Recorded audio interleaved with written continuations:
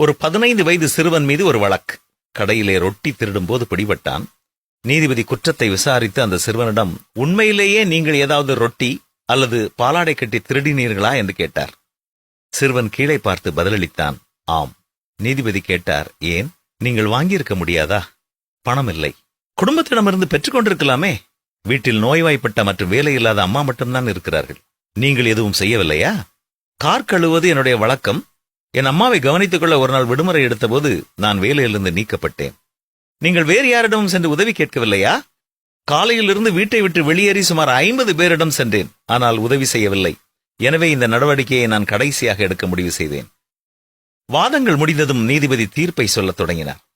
திருட்டு, குறிப்பாக பசியுள்ள சிறுவன் ரொட்டி திருடுவது மிகவும் வெட்கக்கேடான குற்றமாகும். இந்த குற்றத்திற்கு நாம் அனைவரும் தான் பொறுப்பு. நான் உட்பட நீதிமன்றத்தில் உள்ள ஒவ்வொரு நபரும் குற்றவாளிகள். எனவே இங்கு இருக்கும் ஒவ்வொரு நபருக்கும் தலா $10 அபராதம் விதிக்கிறேன். $10 கொடுக்காமல் யாரும் இங்கிருந்து வெளியேற முடியாது. இவ்வாறு கூறி நீதிபதி தன்னுடைய பாக்கெட்டிலிருந்து $10 எடுத்து பேனாவை எடுத்து அதன்படி பெயரை எழுதத் தொடங்கினார். மேலும் பசித்த குழந்தையை போலீசிடம் ஒப்படைத்ததற்காக கடைக்கு $1000 அபராதம் விதிக்கிறேன். மேலும் பட்டினி கிடக்கும் சிறுவனிடம் நீதிமன்றத்தில் வழக்கு தாக்கல் செய்ததற்காக காவல்துறைக்கு அதே தொகை அபராதம் விதிக்கப்படுகிறது. இந்த சிறுவனுக்கு அபராத தொகை முழுவதையும் கொடுத்து அந்த சிறுவனிடம் இந்த நீதிமன்றம் மன்னிப்பு கேட்கிறது. தீர்ப்பை கேட்டதும் நீதிமன்றத்தில் இருந்தவர்களின் கண்களில் இருந்து கண்ணீர் கொட்டியது. அந்த சிறுவனின் கை விலங்குகளும் அவிழ்க்கப்பட்டன.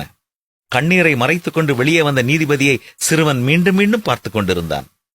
நமது சமூகமும் அமைப்புகளும் நீதிமன்றங்களும் அத்தகைய முடிவை எடுக்க தயாரா? பசியால் வாடும் ஒருவன் ரொட்டி திருடினால் பிடிபட்டால் அந்த நாட்டு மக்கள் வெட்கப்பட வேண்டும்.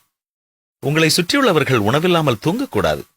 தயவு செய்து இந்த செய்தியால் நீங்கள் ஈர்க்கப்பட்டால், நீங்கள் வேறு எதையும் செய்யும் முன்பதாக உங்களை சுற்றி பார்த்து ஒருவரை மகிழ்ச்சி அடையச் செய்யுங்கள். நீங்கள் எவ்வளவு சிறியவராக இருந்தாலும் சரி, நீங்கள் இன்னும் சிறப்பாக இருக்கிறீர்கள். உங்களிடம் உள்ள சிறியவற்றிலிருந்து கொடுங்கள். கொடு, உனக்கு கொடுக்கப்படும்.